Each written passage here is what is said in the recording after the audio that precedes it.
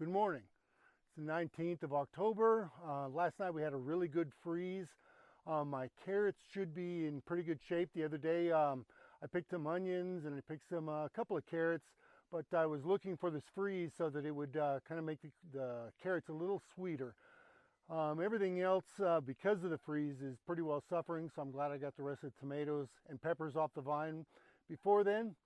So my intention today is to grab some of the carrots. I'm going to be canning them with some chicken and potatoes and onions, and making a nice a nice chicken stew to can and preserve that way, so we can put it on the shelf and preserve it for later. Hi, I'm Tracy, and this is Working Man's Revolution. Please like, subscribe, and leave a comment. You can see really quickly that freeze really did a number on the peppers. They've been knocked out pretty good now. Additionally, the tomatoes really took a beating, which is exactly why I wanted to get those before this freeze. So we're in good shape now. We've got everything off of there. We've got a lot of canned salsa already done. I'll show you a quick clip of that here shortly. And I've still got a bunch left that I'm going to use for like a stewed tomatoes, like an Italian stewed tomato I can use for different recipes, whether that be spaghetti sauce or something along those lines. All right, let's get to digging some carrots. Just a quick update on the tomato haul from the other day. I used about 10 pounds of tomatoes. I used a couple of the onions, multiple jalapenos, and created about 11 pints of medium salsa. Turned out fantastic. I preserved about 10 pints of it, and I have one in the fridge that I'm using pretty regularly.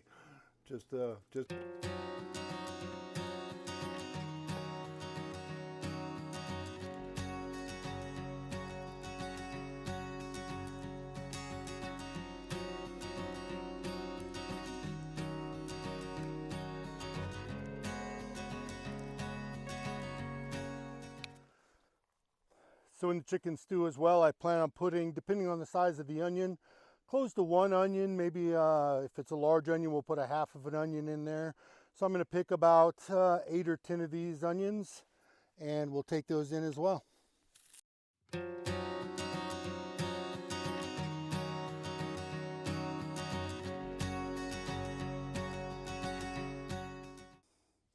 That'll be about what I need for what I'm doing today. I'll take these in now, I'll get everything cleaned up, and start preparing to make some chicken stew. We've got at least another week of decent warm weather. So I'm going to leave the carrots in there a little longer, and the rest of the onions. I'm going to be busy for a couple of days. Got some things to do. We got to go to Billings and a couple of other things. So I'm going to leave the rest of those in there. They'll be fine in the ground. When I get back and get a couple more days, I'll just harvest the rest of everything, get everything cleaned up and stored for the rest of the winter here. The carrots are a variety that should store very well as the onions are. They're like a long-term type storage onion. I did that intentionally so that we could have onions well into the winter. That's all part of the plan. Try to grow as much as we can and keep it as long as we can to become more self-sufficient and rely less on the grocery stores, relying on ourselves. All right, here you can see everything we gathered today. I gathered enough onions and carrots to can some chicken stew. One thing about carrots that you want to do is as soon as you get them out of the ground, relatively quickly you want to get them washed off. If you don't, the dirt and that kind of thing will stain them a little bit. It doesn't really affect the way they taste. It just, looking at it, it will look a little darker in spots and that kind of thing. But you can see a pretty good haul of carrots and onions. I'll start getting everything prepared for the chicken stew this afternoon.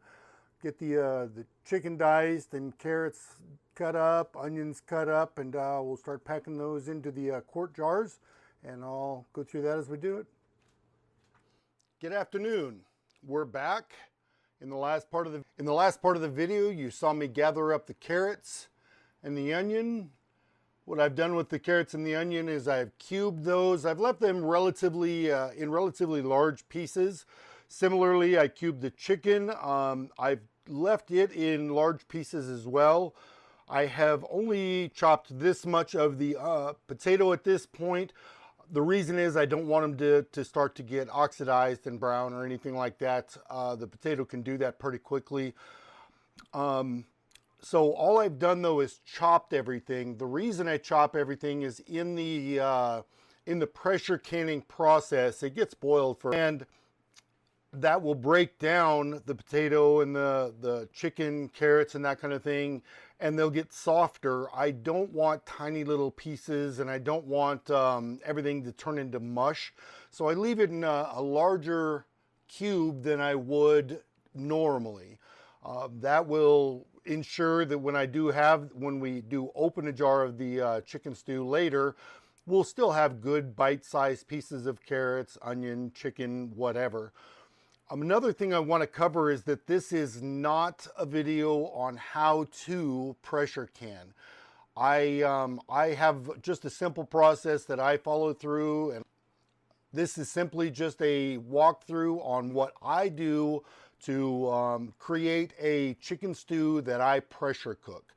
It's clearly, it's going to be far from any kind of step-by-step on exactly how to pressure cook or anything like that. There are a lot better videos out there for that specific need. If you've not pressure cooked, I would recommend that you check out those videos. This is going to be simply basically the ingredients that I use, that I throw in our canning jars, and how I go about, or what I use to go about canning our chicken stew. Here I've got the chicken broth kind of heating up. I've put in some ingredients, some thyme, basil, bruschetta, a couple of other little things. I'm very familiar with what my wife and I eat. We don't like bland foods, so I've added quite a few ingredients to ensure that this is not going to be bland. When we open up the jars, we want to be able to just heat them up and go, and enjoy it straight out of the jar.